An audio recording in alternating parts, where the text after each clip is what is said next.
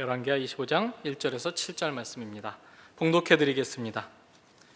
시드기야 제9년 열째 달 10일에 바벨론의 왕 느부갓네살이 그의 모든 군대를 거느리고 예루살렘을 치러 올라와서 그 성에 대하여 진을 치고 주위에 토성을 쌓음에 그 성이 시드기야 왕 제11년까지 포위되었더라.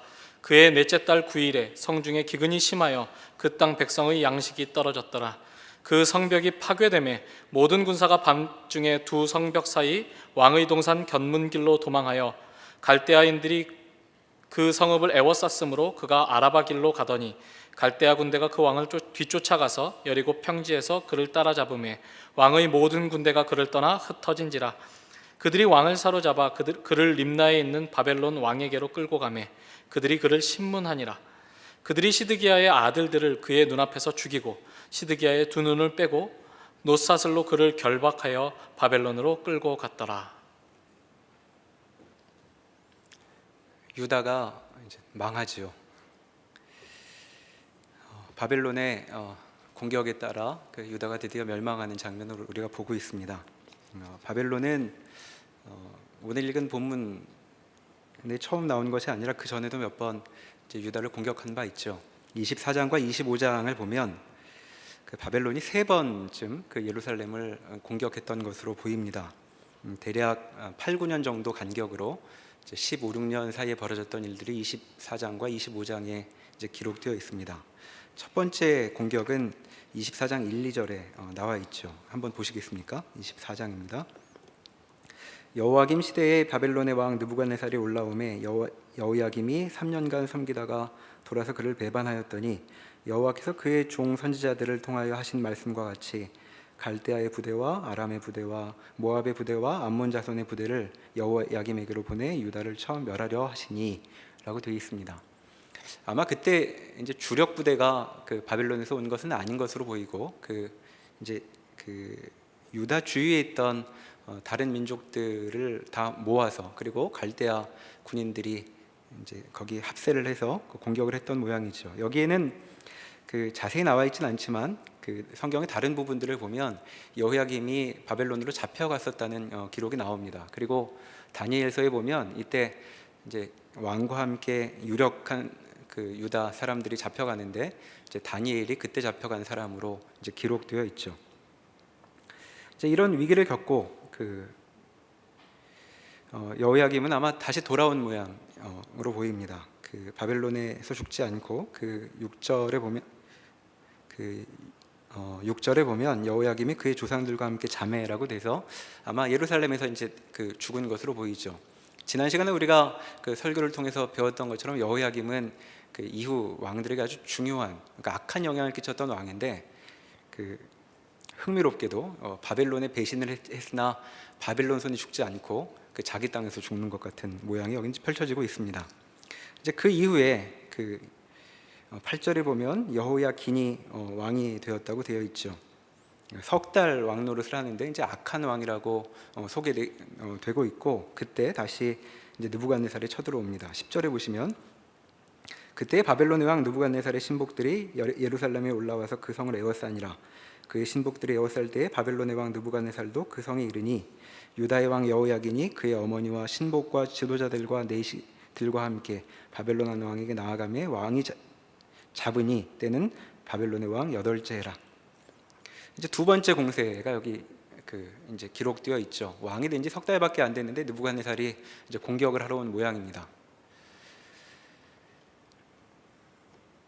그리고 이때는 그냥 위협만 하고 끝나는 것이 아니라 왕을 잡아가고 왕궁에 있던 왕의 친척들, 왕을 섬기던 사람들 전부 몰고 가지요. 그리고 13절 이하에 나와 있듯이 여호와의 성전의 보물 그리고 왕궁 보물들을 다 가지고 갔다라고 되어 있습니다. 그뿐만 아니라 14절에서 보듯이 그가 또 예루살렘의 모든 백성과 모든 지도자와 모든 용사 10,000명과 모든 장인과 대장장이를 사로잡아 가매 비천한 자 외에는 그 땅에 남은 자가 없었더라 라고 그 이야기를 계속하고 있습니다. 이 두 번째 공세의 결과 예루살렘에는 능력 있는 자들이 하나도 남지 않게 되었습니다. 방금 읽었던 것처럼 비천한 자 외에는 그 땅에 남은 자가 없었더라 라고 되어 있죠. 자, 예루살렘이 그 명목상으로는 유지되고 있지만 과연 이 나라가 얼마나 지속될 수 있을까에 대해서 많은 우려를 할 만한 상태로 일이 펼쳐지고 있습니다. 이제 이 상태로 9년이 흐르게 되죠. 그게 이제 시드기야 왕의 치세 기간인데 그 9년이 지난 이후에 오늘 읽었던 이제 그 세 번째 공세가 시작이 됩니다. 시드기야 9년에 시작된 일이죠. 본문이 말하고 있는 것처럼 그 오랫동안 이제 그 성문을 닫아 걸고 이제 버티고 있습니다. 그래서 주위에 이제 토성을 쌓아서 이제 공격을 하려고 하죠. 대략 그 버틴 기간이 18개월 정도였다고 이제 하니까 절대 항복을 안 하려고 했던 모양입니다. 그런데 그 바벨론의 포위뿐만 아니라 그 3절에 보면 기근이 심해졌다는 이야기가 나오죠. 그러니까 1년 6개월쯤 지나니까 기근이 심해져서 성경의 다른 기록들을 보면 이제 먹을 것이 없어서 이제 거름더미를 뒤지고 또 부모가 자식을 삶아먹는 일들이 여기 이제 기록되어 있습니다. 근데 그때도 이제 항복을 하지 않고 계속 버티고 있고 4절에 보면 드디어 성벽이 파괴되죠. 바벨론 군대에 의해서 파괴가 되고 나서 이제 그 팽팽하던 그 전쟁 상태의 변화가 생깁니다. 왕은 이제 가까스로 도망을 쳐서 여리고 쪽으로 도망을 가는데 중간에 바벨론 군대가 지키고 있다가 이제 잡아가게 되고 결국 그 림나 저 북쪽에 있는 도시에 그 바벨론 왕은 북쪽 도시에 그 와 있었던 모양인데 거기로 잡혀가서 그 우리가 읽은 대로 아들들이 죽임당하는 것을 보고 왕은 또 눈알을 뽑히게 됩니다. 그리고 그 뒤에 8절에 이어서도 그 이제 이 일이 어떻게 진행되고 있는지 쭉 나와 있는데 이렇게 함락이 된 지 한 달 후에 그 시위대장, 이제 근위대장을 그 느부갓네살이 보내죠. 그래서 그 도시를 없애버려라라는 명령을 합니다. 그래서 성전을 없애고 왕궁을 없애고 그리고 군대를 동원해서 성벽을 전부 무너뜨리는 이제 그런 일이 여기 기록되어 있고 그렇게 해서 예루살렘은 사라져버리게 되는 결과를 맞게 됩니다. 앞서 우리가 14절에서 봤던 것처럼 그 여호야긴 왕이 잡혀갈 때 그 예루살렘의 유력한 자들은 다 잡혀갔는데 그 이후에 그 이 9년 후에 마지막 그 바벨론의 공격의 모습을 보면 그 유다가 그렇게 그 무기력한 모습만은 아닌 것처럼 보입니다. 왜냐하면 그 18개월이나 포위된 후에도 그리고 심지어 기근이 와서 먹을 것이 아무것도 없어진 상태에서도 항복을 하지 않죠. 그러니까 항복을 해서 나라가 망한 것이 아니라 항복을 하지 않은 채로 성벽이 파괴되는 바람에 할 수 없이 밀려서 지는 모양을 보여주고 있습니다. 여기서 이제 우리는 묻게 되죠. 과연 예루살렘은 어떤 힘을 근거로 이렇게까지 버티고 있는 것일까? 옛날에 망해도 금방 망했을 것 같은데 이렇게 오랫동안 여러 번 공격을 받고도 버티고 있는 힘은 무엇이었을까? 이렇게 묻게 됩니다. 그리고 한편 더 중요한 질문이 있는데 그것은 지금 멸망에 대한 이야기를 하고 있는데 어차피 그 유다가 이대로 가다가 멸망할 거라는 것은 그 선지자들을 통해 많이 알려졌던 바였습니다. 그런데 그렇게 그 어차피 멸망할 것을 왜 이렇게 여러 번의 과정을 통해서 서서히 멸망해가는 방식으로 이 일이 벌어지고 있는가 하는 것이죠. 이와 같은 성경의 전개를 보면 지금 성경이 우리에게 하려고 하는 얘기 그리고 하나님께서 그 유다의 멸망을 통해서 우리에게 보여주려고 하시는 바는 멸망이라는 사건 그 자체에 그 무게가 있는 것은 아닌 것으로 보입니다. 지금 멸망이라는 이 사건을 통해 하나님께서 우리에게 보여주려고 하시는 바가 있는 것으로 보이는 것이죠. 과연 이 15년의 기간 그리고 3번이나 공격을 받으며 버텨온 이 시간은 과연 어떤 일이 벌어진 시간이었을까? 또 그리고 이 일은 어떤 의미를 담고 있는 것인가? 우리가 본문을 통해 좀 생각할 필요가 있겠습니다. 지금 우리는 유다라는 나라의 멸망을 보고 있는데 이 나라의 멸망의 사건이 우리에게는 그 어떤 나라의 멸망이라는 사건으로는 잘 읽히지 않죠.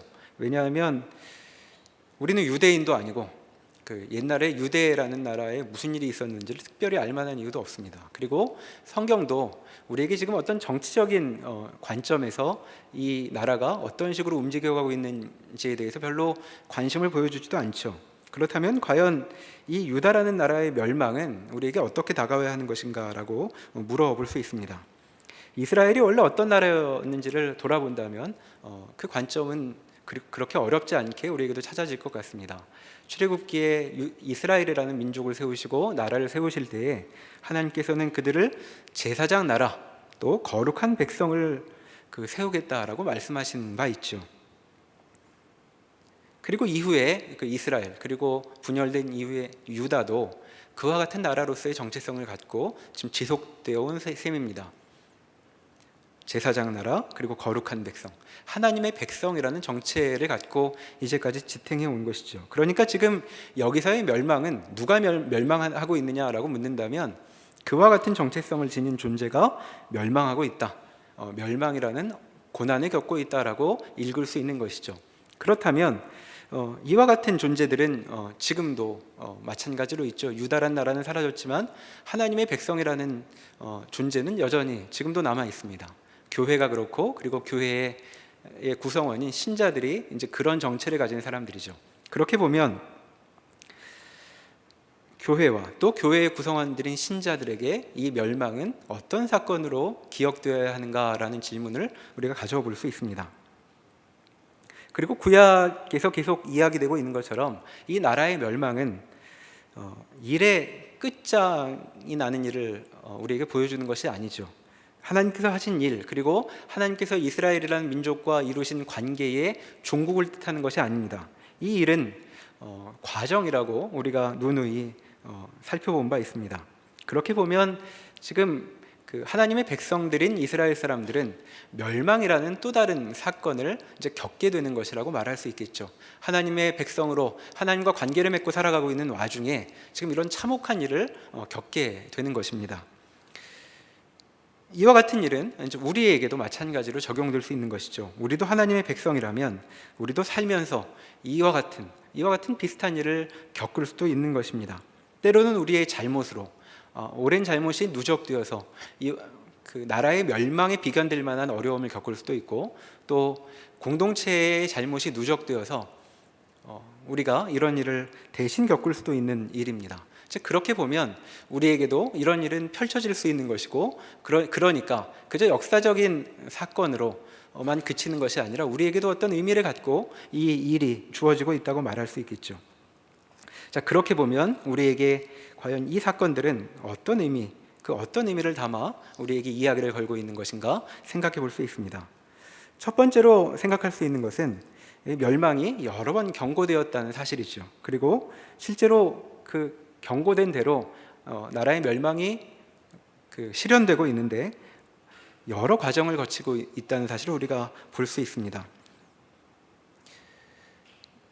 3번이나 바벨론이 쳐들어왔겠죠. 자, 바벨론이 쳐들어오게 될 것이라는 것은 누누이 경고되었던 일이죠. 그리고 그들이 지나칠 때마다 나라가 거의 망할 만큼 흔들리는 것들을 경험하게 됩니다. 그리고 그 사이에는 지금 본 것처럼 8년 또는 9년 사이의 기간이 중간 시기로 남아 있죠. 자, 이 기간은 과연 어떤 의미가 있을까요? 유다라는 나라의 이 공세 사이에 바벨론의 공격 사이에 있던 이 기간은 어떤 의미가 있었을까요? 아마도 이것은 어떤 기회였을 것입니다. 자, 어떤 기회였을까요? 유다가 다시금 돌아설 수 있는 기회였던 것이죠. 바벨론의 공격을 당하고 이대로 살면 안 되겠구나를 그들은 얼마든지 다시 반성하고 돌이킬 수 있는 기회였습니다. 그렇게 돌이켰다면 아마 두 번째 공세, 세 번째 공세로 이어지지 않고 유다라는 나라의 운명은 좀 달라졌을 것이죠. 그러나 유다 사람들은 그 기회를 살리지 못했습니다.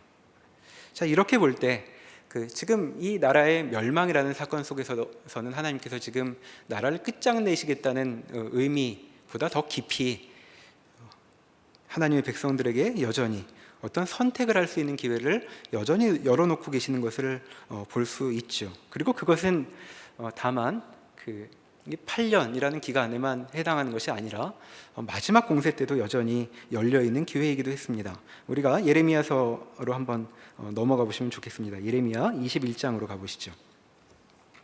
예레미야 21장의 말씀입니다. 구약 1082면 어간에 있습니다. 예레미야 21장.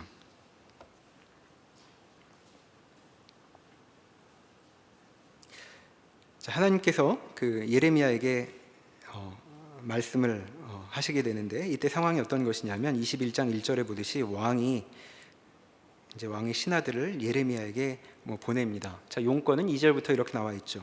바벨론의 느부갓네살 왕이 우리를 치니 청컨대 너는 우리를 위하여 여호와께 간구하라. 여호와께서 혹시 그의 모든 기적으로 우리를 도와 행하시면 그가 우리를 떠나리라 라고 이제 얘기를 하죠.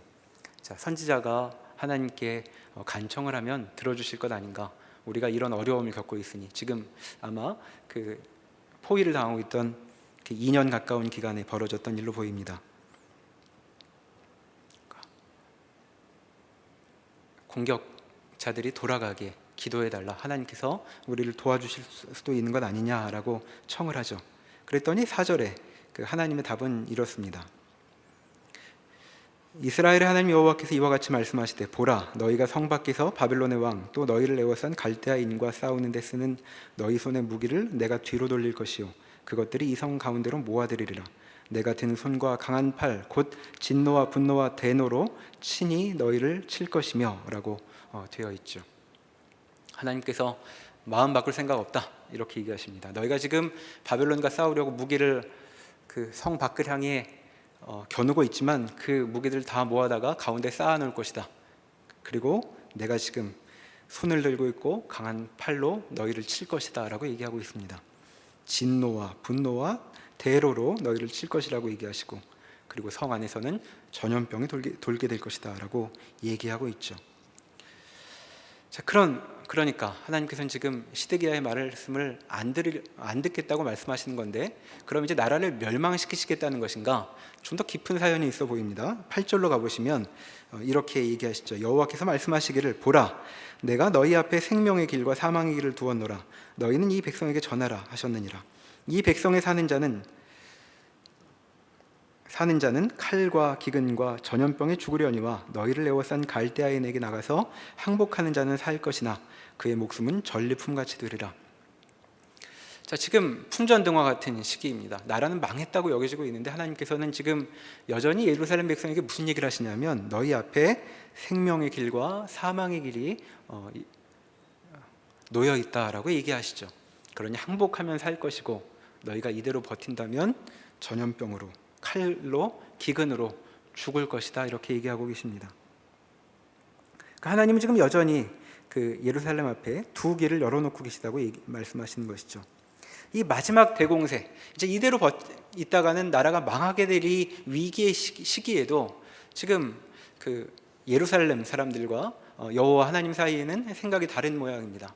자, 왕은 지금 어떻게 생각을 하고 있냐면, 하나님께서 마음을 바꾸시면 좋겠다고 생각하고 있는 때죠. 하나님께서는 어떻게 생각하고 계시나요? 너희가 마음을 바꾸면 좋겠다고 하고 있습니다. 하나님께서 마음만 바꾸신다면 우리가 안 망할 텐데 라고 지금 사람들은 생각하고 있고, 하나님께서는 지금이라도 내 얘기를 알아듣는다면 너희가 이렇게 죽지는 않을 것이다 라고 말씀하고 있는 것이죠. 그러니까 하나님께서는 이 순간까지도, 이제 모든 것이 끝난 것 같은 이 순간에도 여전히 그 백성들에게 돌아올 기회를 허락하고 계신 중입니다. 즉, 멸망으로 모든 것을 끝내려고 하시는 것이 아니라 이 멸망의 순간, 이 일촉즉발의 순간에도 하나님께서는 그분께로 돌아갈 길을 여전히 열고 계시는 것이죠. 이와 같은 말씀에 대한 이스라엘의 반응은 어떤 것이었을까요? 38장으로 넘어가 보시겠습니다. 예레미야 38장입니다.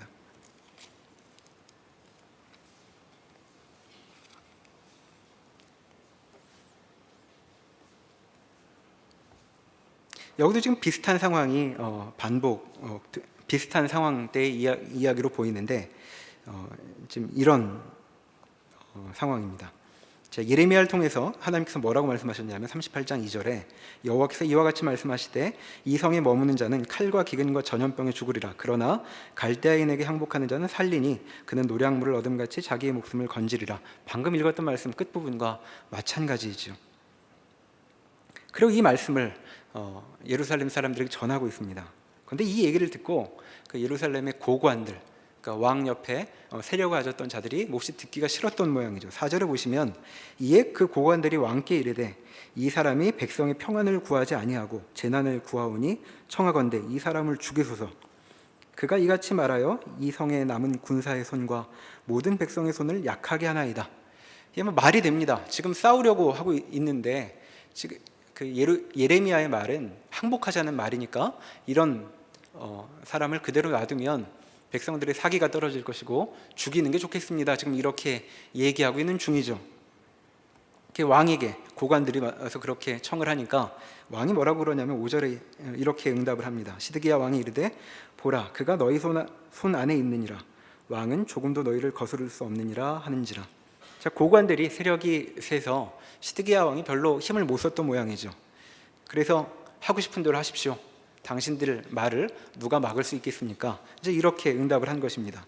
그래서 예레미야는 6절에 있듯이 그들이 예레미야를 끌어다가 감옥들에 있는 왕의 아들 말기야의 구덩이에 던져 넣을 때라고 되어 있죠. 예레미야는 줄에 달려서 구덩이로 던져집니다. 그런데 물구덩이였는데 물이 없어서 진창만 있어서 일단 목숨은 건졌다라는 얘기가 여기 이어지고 있습니다. 아무도 예레미야의 말을 들으려고 하지 않죠. 그냥 예레미야가 조용히만 하면 좋겠다고 생각하고 있습니다. 그런데 14절로 넘어가 보면 왕은 그 예레미야에게 뭔가 묻고 싶었던 것이 있었던 모양입니다. 14절에 시드기야 왕이 사람을 보내 선지자 예레미야를 여호와의 성전 셋째 문으로 데려오게 하고 왕이 예레미야에게 이르되 내가 내게 한 가지를 물으리니 한마디도 내게 숨기지 말라 이렇게 묻고 있습니다. 이제 질문은 이대로 망할 것이냐라는 얘기죠. 근데 예레미야는 똑같이 얘기합니다. 아마도 아무도 못 보는 사이에 이제 예레미야를 불러다가 이제 물어보고 있는 것 같죠. 지금 왕은 과연 이대로 살면 좋을지에 대해서 걱정을 했던 모양인데 그 고관들 계속 싸우자고 하고 있는 고관들의 이제 의견을 이제 묵살할 수 없었던 모양이죠. 예레미야는 왕에도 여전히 이렇게 얘기합니다. 20절에 예레미야가 이르되 그 무리가 왕을 그들에게 넘기지 아니하리이다. 원하옵나니 내가 왕에게 아뢰는 바 여호와의 목소리에 순종하소서. 그리하면 왕이 복을 받아 생명을 보존하시리이다. 그 앞에 무슨 얘기를 했냐면 19절에 시드기야 왕이 내가 항복을 하면 지금 먼저 항복을 한 유다 사람들이 있는데 그 유다 사람들이 나를 해코지해서 내가 몹시 학대를 받을 것 같다. 그래서 항복을 못 하겠는데 어찌하면 좋겠느냐 이렇게 얘기하니까 예레미야가 지금 답한 내용입니다. 그런 일 없을 것입니다. 항복해도 위협을 당하지 않을 것입니다 라고 얘기를 하는데 시드기야는 그의 얘기를 듣고도 아무 의견의 변화를 갖지 않고 다만 걱정거리는 24절에 이렇게 되어 있습니다. 시드기야가 예레미야에게 이르되 너는 이 말을 어느 사람에게도 알리지 말라. 그리하면 내가 죽지 아니하리라. 만일 고관들이 내가 너와 말하였다 함을 듣고 와서 내게 말하기를 내가 왕에게 말씀한 것을 우리에게 전하라. 우리에게 숨기지 말라. 그리하면 우리가 너를 죽이지 아니하리라. 또 왕이 내게 말씀한 것을 전하라 하거든 그들에게 이렇게 대답하라 라고 얘기하는데 이제 이런 얘기 하지 말고 그냥 별 얘기 아닌 것 했다라고 해서 목숨을 살려라 이제 이렇게 얘기하고 이 대화가 끝납니다. 그러니까 왕은 지금 고관들을 몹시 두려워하고 있죠. 그리고 바깥에서 지금 바벨론 편으로 넘어가 있는 유다의 정적들을 두려워하고 있습니다. 그리고 아무 결단도 내리지 못하고 있죠. 그 왕은 이 모든 사람들을 걱정하고 두려워하고 있는데 하나님 말씀만큼은 별로 두려워하지 않았던 것 같습니다. 예레미야가 아무리 그에게 이야기해줘도 아무런 그 행동에 변화가 있지 않죠. 그러니까 지금 예루살렘의 모습을 보면 하나님이 문제 삼고 있으신 것과 예루살렘 사람들의 관심이 계속 다르다는 것을 볼 수 있습니다. 보통의 관점으로 보면 지금 예루살렘에 있는 사람들은 우리가 아는 독립투사 같습니다. 절대 바벨론에게 항복할 수는 없다. 우리는 버틸 것이고 끝까지 저항할 것이다 라고 생각하고 있죠. 그러니까 몹시 씩씩한 모습을 보입니다. 기근이 오든 전염병이 오든 그리고 바벨론 군대가 앞에 있든 항복하지 않고 버티고 있는 것이죠. 근데 이것은 참 이상한 씩씩함입니다. 하나님께서 용기를 내서 순종하라라고 말씀하시는 데에서는 전혀 씩씩한 모습을 보이지 않고 하나님께서 전혀 말씀하시지 않는 부분에 있어서는 이렇게 씩씩한 것이죠. 그러니까 지금 하나님과 유다 사람들 사이에 관심이 그리고 관점이 다르기 때문입니다. 그리고 이와 같은 것은 이후에도 반복이 됩니다. 나라가 멸망한 이후에 다시 열왕기 25장으로 넘어와 보시면 22절에 이제 예루살렘이 전부 붕괴되고 난 이후에 느부갓네살 왕이 그 유다의 총독을 세우죠. 그 25장 22절에 보시면 유다 땅에 머물러 있는 백성은 곧 바벨론 왕 느부갓네살이 남긴 자라. 왕이 사반의 손자 아히감의 아들 그달리아가 관할하게 하였더라라고 해서 이제 총독을 그 예루살렘 위에 있는 미스바라는 지역에 총독을 세우는데 거기 이제 남아 있던 자들이 그 몰려 들어와서 이 총독을 죽여버리죠. 그 바벨론 왕이 세운 총독을 죽여버립니다. 왜냐하면 이 총독이 그 예레미야와 똑같은 얘기를 했기 때문이죠. 24절에 보면 그달리아가 그들과 그를 따르는 군사들에게 맹세하여 이르되 너희는 갈대아인을 섬기기를 두려워하지 말고 이 땅에 살며 바벨론 왕을 섬기라. 그리하면 너희가 평안하리라. 이 말을 하죠. 그랬더니 25절에 7월에 왕족 엘리사마의 손자 느다니아의 아들 이스마엘이 부하 10명을 거느리고 와서 그달리아를 쳐서 죽이고 또 그와 함께 미스바에 있는 유다 사람과 갈대아 사람을 죽인지라. 그 말이 듣기 싫었던 모양입니다. 죽여버리죠. 그리고 바벨론 왕에게 항복을 해서 바벨론 끈앞풀이 된 것처럼 보이니까 이제 죽여버리는 것 같습니다. 근데 이제 죽이면 그다음 어떻게 하려고 하는 걸까요? 이하를 읽어보면 그리고 다른 성경의 기록들을 보면 이제 이렇게 총독을 죽이지만 어찌할 바를 알지 못합니다. 그래서 애굽으로 도망가 버리죠. 심지어는 총독 편이었던 사람들도 어찌할 바를 몰라서 이대로 있으면 우리가 보복을 당할 테니 도망가야 되겠다라고 그 애굽으로 도망가는 장면으로 기록되어 있습니다. 그러니까 열심히 지금 무언가 하고 있는데 계속 하나님께서 말씀하신 것과는 다른 길을 따라 살고 있는 것이죠. 그러니까 지금 예루살렘은 하나님께서 멸망의 순간까지도 살 기회를 허락하여 주셨고 하나님의 말씀에 순종할 수 있는 기회를 열어주셨지만 이들은 그때까지도 그 말씀을 들을 태도를 갖고 있지 않습니다. 그들은 무엇이 문제인지 그리고 무엇을 중심으로 이들의 삶이 펼쳐져야 하는지에 대해서 전혀 하나님의 말씀을 알아듣지 못하고 있는 것이죠. 그래서 어떻게 되느냐 하면 이들이 이 멸망의 와중에 결사항전을 했던 것처럼 그들은 정말 죽지 않으려고 살려고 노력을 했지만 실제로는 죽음으로 뛰어드는 것 같은 결과를 맞게 되는 것입니다. 여기 지금 바벨론에 죽는 사람들은 한 명도 이제 삶은 별것 없으니 죽어야지라고 생각했던 사람들이 없죠. 그러니까 항복하지 않은 것입니다. 근데 정말 이들이 살려고 했다면, 이렇게 죽음으로 끝나지 않으려고 했다면 예레미야의 경고를 귀 기울여 들었어야 했을 것이죠. 그런데 이상스럽게도 죽기 싫어하는 이들은 죽음의 길을 자초하고 있는 것처럼 보입니다. 억지로 자결하는 것처럼 죽는 것이 아니라 죽음의 길을 피하겠다고 마음 먹고 죽음의 길로 들어가고 있는 것이죠. 자, 우리가 이 문제를 이들의 문제가 아니라 우리의 문제로 보자고 앞에 말씀드렸습니다. 우리도 이런 어려움을 겪을 때가 있죠.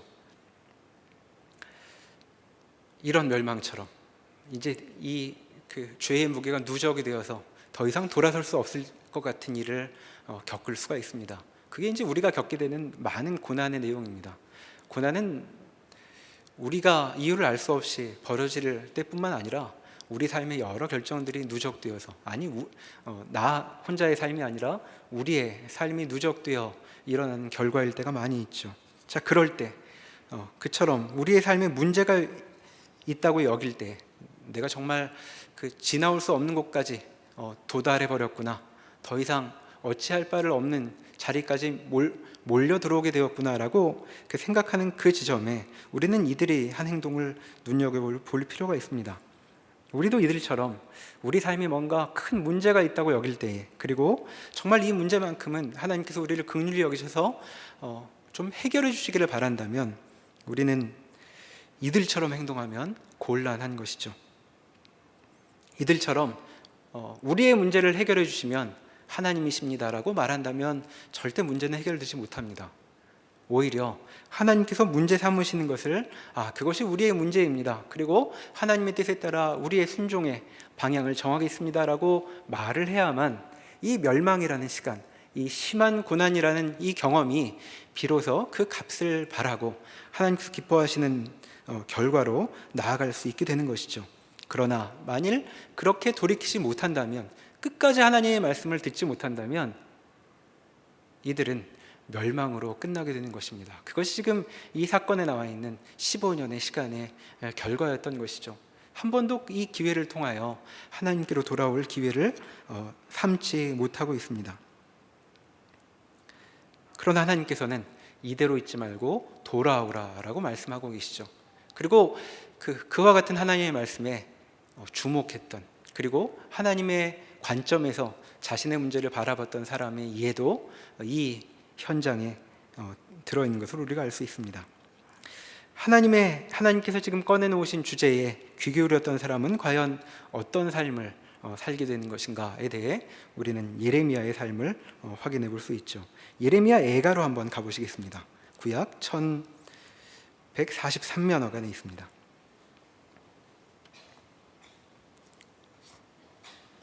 예레미야는 굉장히 특별한 인생을 살았던 사람입니다.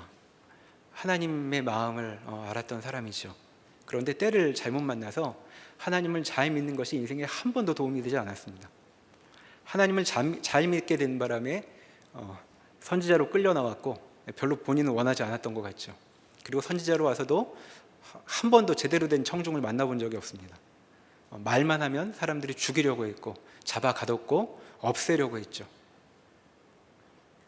그런 와중에서도 그는 지금 이 나라가 흔들리고 있는 이때, 나라가 곧 멸망하게 될 이때에 과연 무엇을 마음에 품어야 하는지를, 어떤 것이 중요한지를 제대로 알아봤던 사람입니다. 과연 그는 이 똑같은 시기를 다른 사람들과 겪고 있으면서 무엇을 바라보고 있는지 예레미야의 예가를 통해 우리가 몇 장면을 확인해 볼 수 있습니다. 과연 하나님의 사람이라면, 하나님의 백성다운 태도를 갖고 있다면, 그리고 그렇게 하나님의 백성이기 때문에 하나님의 관점을 갖고 있다면 이 고난의 시기에 그 눈이, 그의 마음은 어디에 가 있어야 하는가? 예레미야는 이렇게 시작을 하죠. 1장 1절에 보면 이렇게 말하고 있습니다. 슬프다 이 성이여, 전에는 사람들이 많더니 이제는 어찌 그리 적막하게 앉았는고, 전에는 열국 중에 크던 자가 이제는 과부같이 되었고, 전에는 열방 중에 공주였던 자가 이제 강제 노동을 하는 자가 되었도다. 예레미야는 지금 예루살렘이 처한 형편을 정말로 슬퍼하고 있습니다. 자, 예레미야를 아낀다는 사람들이 많이 있었지만, 그리고 예레미야를 지켜야겠다는 사람들이 많이 있었지만, 그들보다 훨씬 깊이 예루살렘의 모습을 슬퍼하고 있습니다. 2절에 보면 밤에는 슬피 우니 눈물이 뺨에 흐르며 사랑하던 자들 중에 그에게 위로하는 자가 없고 친구들도 다 배반하여 원수들이 되었도다. 여기 지금 슬피 울고 뺨에 눈물이 흐르고 있는 것은 선지자이기도 하고, 그리고 예루살렘 성 자신이기도 합니다. 이 아름답던 성이 어찌 이렇게 되었는고, 지금 성이 되어서, 예루살렘 성이 되어서 탄식을 하고 있죠. 그리고 그와 같은 일은 9절로 넘어가 보면 계속 이어지고 있습니다. 지금 9절부터 나오는 것은 그 예루살렘이 화자가 되는 것인데, 지금 이 선지자, 하나님의 백성인 이 선지자가 예루살렘이 되어, 예루살렘 성 자신이 되어 그 고통을 정말 같이 겪고 있죠. 9절부터 보겠습니다. 그의 더러운 것이 그의 옷깃에 묻었으나 그의 나중을 생각하지 아니하며, 그러므로 놀랍도록 낮아져도 그를 위로할 자가 없도다. 여호와여, 원수가 스스로 큰 채하오나 나의 환난을 감찰하소서. 자, 성전이 무너지고 궁궐이 무너지고 성벽이 다 무너져버린 지금 예루살렘이 하나님 앞에 통곡하고 있는 모양이죠. 13절로 내려가 보시면 이렇게 얘기합니다. 높은 곳에서 나의 골수에 불을 보내어 이기게 하시고, 자, 불이 내 뼛속 깊이까지 들어와 활활 타고 있다는 내용입니다. 내 발 앞에 그물을 치사 나로 물러가게 하셨으며 종일토록 나를 피곤하게 하여 황폐하게 하셨도다. 내 죄악의 멍에를 그의 손으로 묶고 얽어 내 목에 올리사 내 힘을 피곤하게 하셨으며 내가 감당할 수 없는 자의 손에 주께서 나를 넘기셨도다. 주께서 내 영토한 나의 모든 용사들이 없는 것 같이 여기시고 성회를 모아 내 청년들을 부수시며 처녀딸 유다를 내 주께서 술틀에 밟으셨도다. 이로 말미암아 내가 우니 내 눈에 눈물이 물같이 흘러내리며 나를 위로하여 내 생명을 회복시켜 줄 자가 멀리 떠났음이로다. 원수들이 이김에 내 자녀들이 외롭도다. 시온이 두 손을 폈으나 그를 위로할 자가 없도다. 이것이 지금 예레미야의 탄식이기도 하고, 예레미야가 예루살렘 성이 되어 하는 탄식이기도 합니다. 지금 예루살렘의 운명을 누가 슬퍼하고 있는가? 그 성을 지키겠다고 목숨을 걸고 있는 그들이 아니라 하나님의 관점에서 예루살렘을 바라보고 있는 그 선지자, 이 선지자야말로 지금 예루살렘의 형편을 정말로 슬퍼하고 있는 것이죠. 그런데 그가 겪고 있는 것은 이와 같은 슬픔만이 아닙니다. 그가 지금 대면해야 할 것은 예루살렘이 무너졌다는 사실이 아니라 하나님의 진노인 것이죠. 그것이 2장 1절부터 나오는 그의 통곡 속에 들어 있습니다. 슬프다, 주께서 어찌 그리 진노하사 딸 시온을 구름으로 덮으셨는가? 이스라엘의 아름다움을 하늘에서 땅에 던지셨으며 그의 진노의 날에 그의 발판을 기억하지 아니하셨도다. 아무도 지금 여호와 하나님을 관심에 두지 않습니다. 하나님이 뭐라고 하시든 귀를 기울이는 자가 없죠. 그런데 지금 선지자는 이 일을 겪으면서 이 일의 원인이 되고 있는, 그리고 이 일을 통해 이스라엘 민족에게 말을 걸고 계시는 하나님을 바라보고 있습니다. 2장 1절부터 계속 반복됩니다. 주의 진노라는 말이 반복이 되죠. 우리가 왜 이 일을 겪고 있는가? 이것은 주의 진노 때문이다라고 얘기합니다. 이스라엘의 아름다움을 하나님께서 하늘에서 땅으로 던져버리셨다고 얘기하죠. 그리고 그 진노의 날에 그의 발판을 기억하지 아니하셨다고 얘기하고 있습니다. 여기 그의 발판은 성전이라고 말할 수 있죠. 사람들은 성전이 있으니 우리가 멸망하지 않을 것이다 라고 얘기하고 있는데, 지금 예레미야 선지자만은 주께서 지금 당신의 발판을 발로 허물고 계신다는 것을 알고 이 일을 고통스러워하고 있습니다.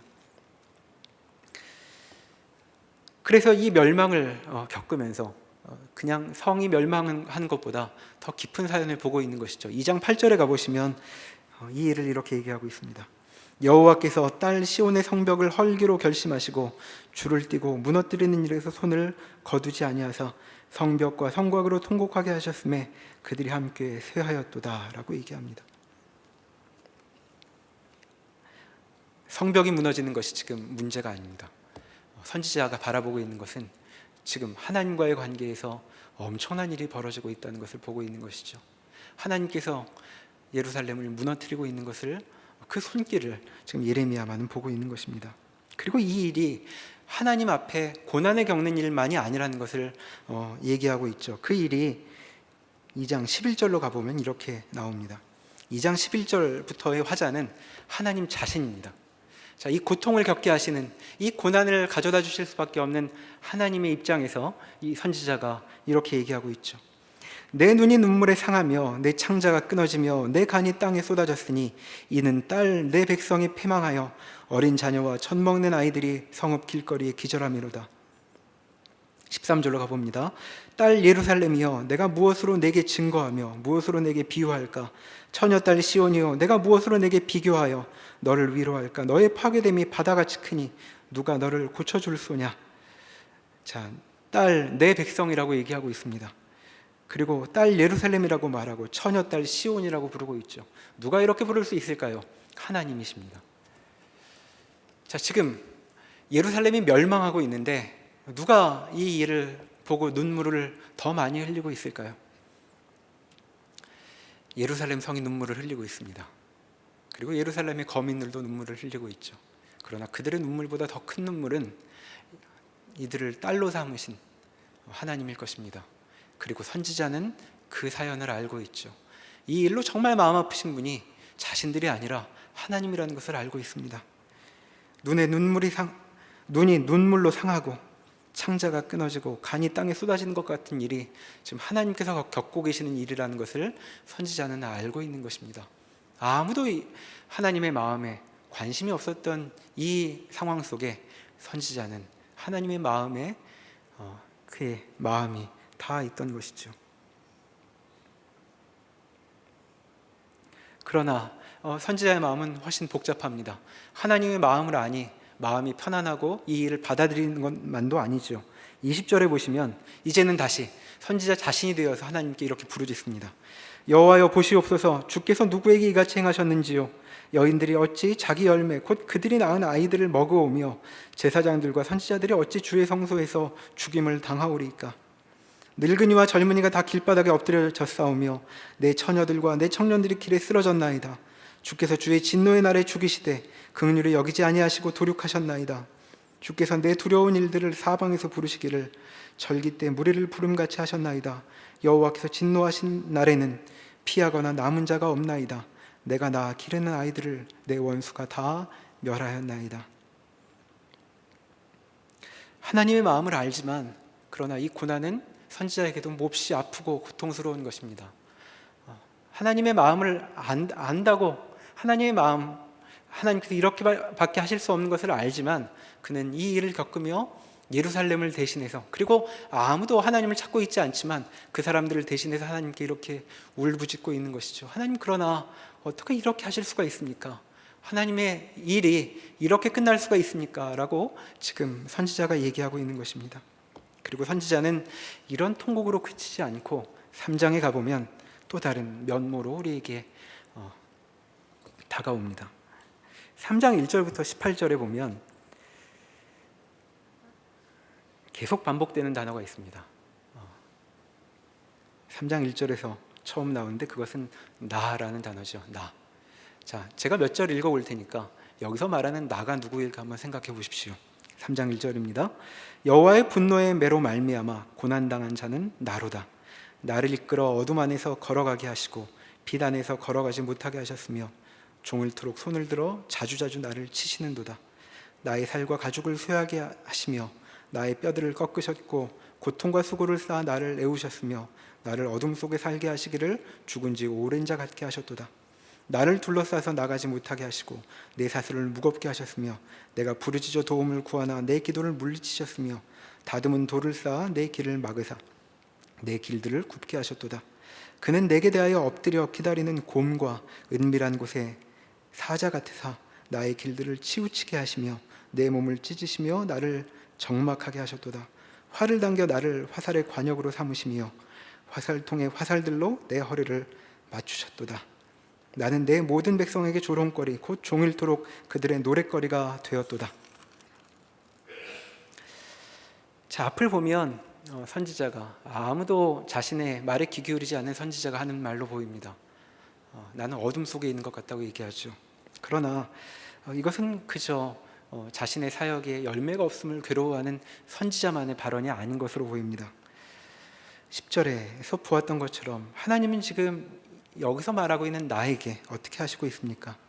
엎드려 기다리는 곰과 같고 은밀한 곳에 숨어있는 사자같이 행하고 계십니다. 몸을 찢으시고 이 나를 화살의 관역으로 삼고 있다고 얘기하고 있습니다. 허리를 화살로 맞추고 있다고 얘기하고 있죠. 자, 이 나는 누구일까요? 예레미야일까요? 예레미야는 하나님께 이런 일을 당할 만한 일을 한 적이 없습니다.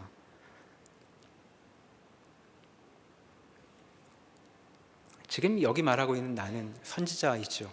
근데 여기서 나는 하나님 앞에 하나님께 순종만 했던 나가 아닙니다. 여기에 나는 하나님께 이 고난을 당하고 있는 그 나죠. 이스라엘입니다. 이스라엘 민족을 대신하여 지금 이 얘기를 하고 있죠. 하나님이 저를 치십니다. 하나님이 저를 외로움 속으로 몰고 가고 계십니다. 하나님마저도 저의 적이 되셨습니다. 자, 누구의 말로 들리십니까?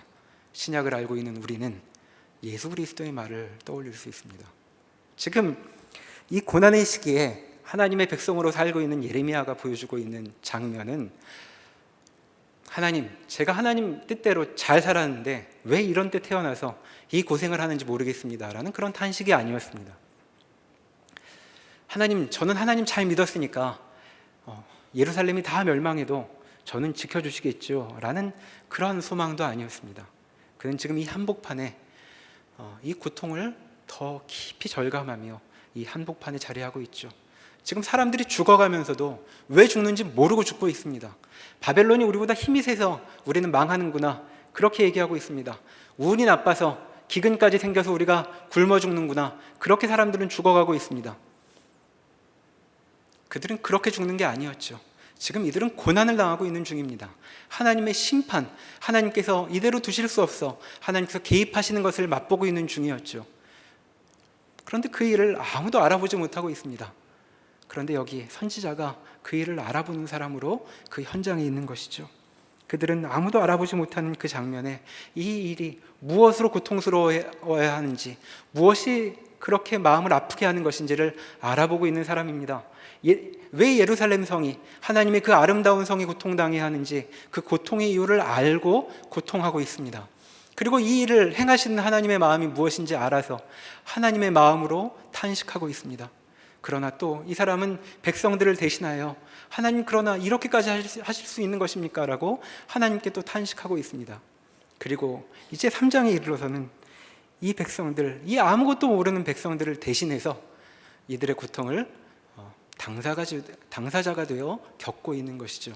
그것이 지금 하나님의 백성이 이 어둠의 자리에서 겪어가고 있는 경험이라고 우리가 살펴볼 수 있습니다. 이와 같은 선지자의 여러 고백을 거쳐서 우리가 잘 알고 있는 예레미야 애가를 잘 몰라도 우리가 찬송으로 잘 알고 있는 그 유명한 구절로 이어지게 되는 것이죠. 19절부터 제가 읽어보겠습니다. 3장 19절입니다. 내 고초와 재난과 쑥과 담즙을 기억하소서. 내 마음이 그것을 기억하고 내가 낙심이 되오나 이것을 내가 내 마음에 담아두었더니 그것이 오히려 나의 소망이 되었사옴은 여호와의 인자와 긍휼이 무궁하심으로 우리가 진멸되지 아니함이니이다. 이것들이 아침마다 새로우니 주의 성실하심이 크도소이다. 내 심령에 이르기를 여호와는 나의 기업이시니 그러므로 내가 그를 바라리라 하는도다. 기다리는 자들에게나 구하는 영혼들에게 여호와는 선하시도다. 사람이 여호와의 구원을 바라고 잠잠히 기다림이 좋도다. 사람이 젊었을 때 멍에를 매는 것이 좋으니 혼자 앉아서 잠잠할 것은 주께서 그것을 그에게 메우셨습니다. 그대의 입을 땅에 티끌에 댈지어다. 혹시 소망이 있을지로다. 자, 입을 땅에 티끌에 댄다는 것은 겸손하라는 말입니다. 하나님 앞에 무릎 꿇고 하나님의 이 처분을 받아보아라. 달게 받아라. 그렇다면 우리에게 소망이 있을 수도 있겠다. 왜 우리 소망을 말할 수 있는가? 그것은 하나님이 어떤 분인지 우리는 알고 있기 때문이다. 그분은 이제까지 우리를 인자와 긍휼로 대하셨던 분이 아니냐라고 고백하고 있죠. 하나님의 인자와 긍휼은 우리 삶의 근거입니다. 이스라엘 백성들이 이제까지 지탱해온 근거이고, 그리고 지금도 우리가 살아가고 있는 근거이죠. 그러나 여호와의 인자와 긍휼은 그렇게 쉽게 입에 올릴 수 있는 것이 아니라는 것을 예레미야 선지자가 여기서 보여주고 있습니다. 이 슬픈 노래를 통해 여기까지 다가오고 있는 것이죠. 그는 이 자신의 인생이 몹시도 괴로웠을 것입니다. 굳이 내가 여기 이것을 보고 살아야 하는가 싶었을 것입니다. 비단 백성들이 자신의 말을 듣지 않아서가 아니었겠죠. 예레미야라고 하나님의 백성인 유다, 이 나라가 하나님도 두려워하지 않고 아무것도 무서워하지 않는 바벨론에게 무릎 꿇는 것이 좋았을 리가 없습니다. 그도 바벨론에 멸망당하는 것이 받아들일 수 없는 일이었을 것입니다. 왜 나는 이런 때 태어나서 이런 꼴을 봐야 하는가? 차라리 내 어머니가 나를 태어나지 않게 하면 좋지 않았을까라고 예레미야도 자신의 인생을 돌아보며 탄식했을 법한 그런 인생을 그는 살고 있습니다. 그리고 왜 나는 건강이 좋아 나라가 멸망하게 되는 이 자리까지 여전히 살아가고 있는 것일까 하루하루 고민했을 것입니다. 그러나 그는 그 현장에서 하나님이 누구신가를 다시금 확인하게 되죠. 그 고통을 다 자신의 삶에 담고 있습니다. 이 괴로움을 다 담고 이 일의 무게를 전부 담고 있습니다. 그리고 그는 이 일에 방관자로 관객처럼 서 있지 않겠다고 얘기하고 있죠. 자신의 잘못이 아니고 자신의 탓도 아니지만 이 일에 함께 있기로 한 것입니다. 주께서 나를 치시는 것으로 받기로 하고 있는 것이죠. 그리고 그 일을 감내하는 일을 통해 하나님의 긍휼과 인자에 도달하고 있는 것입니다. 여러분, 살면서 우리도 이러한 멸망의 시기와 같은 고난을 당할 수 있습니다. 우리 탓이 아닐 수도 있죠. 나는 계속 하나님을 두려워하기로 했고 하나님만 섬기고 살려고 했지만 우리는 예레미야 같은 일을 겪을 수 있습니다. 내 탓이 아닌데 나는 잘하려고 했는데 내 평생 하나님을 떠난 적이 없는데 예레미야처럼 이와 같은 멸망의 일을 겪을 수도 있습니다. 혹 그런 일을 겪게 되신다면, 그리고 예레미야처럼은 아니지만 나도 내 어리석음과 탐욕과 하나님으로부터 떠나 있음으로 인하여서 내 삶의 무게를 지나쳐 내게로 넘어져 무너뜨려지는 것처럼 느껴질 때에 이 예레미야의 모습을 떠올리면 좋겠습니다. 하나님은 그것으로 우리를 죽이려고 하시지 않았습니다. 끝장을 내시려고 하시는 일이 아닙니다. 예레미야처럼 그 일의 무게를 제대로 음미할 수 있게 되면 좋겠습니다. 하나님을 아직 모르는 자들을 대신해 하나님 앞에 그들을 위해 탄식하고 하나님의 마음을 알고 탄식하고, 그리고 이 자리를 남의 자리로 여기지 않고 내가 겪어야 할 자리로 받아들인다면 우리는 예레미야처럼 정말로 삶을 보증으로 삼아 하나님의 긍휼하심과 인자하심을 말할 수 있게 될 것입니다. 그분의 인자와 긍휼이 무궁하여서 날마다 새롭게 하나님께서 새로운 일을 시작하신다는 얘기를 우리 인생을 걸고 고백할 수 있게 될 것입니다. 유다의 멸망은 하나님께서 실패하신 일이 아니라고, 우리를 이렇게 더 깊은 자리로 인도하신다고 얘기하고 있습니다. 하나님은 이렇게 하나님 앞에 하나님의 일을 알아볼 수 있는 자들을 기다리고 계십니다. 우리 인생의 날이 더할 때마다 하나님께서 우리에게 베푸시는 일이 좋은 일이든 나쁜 일이든 하나님의 편이 되어 하나님의 시각으로 그 일을 함께 짊어지고 아파하는 그런 우리가 모두가 되면 좋겠습니다. 기도하시겠습니다. 하나님께서 세우신 복된 나라가 멸망해버리고 말았습니다. 하나님을 사랑하는 자들에게 이 일은 몹시나 고통스럽고 견딜 수 없는 일이었을 것입니다. 그리고 하나님에게는 더할 나위 없이 고통스러우신 일이었을 것입니다.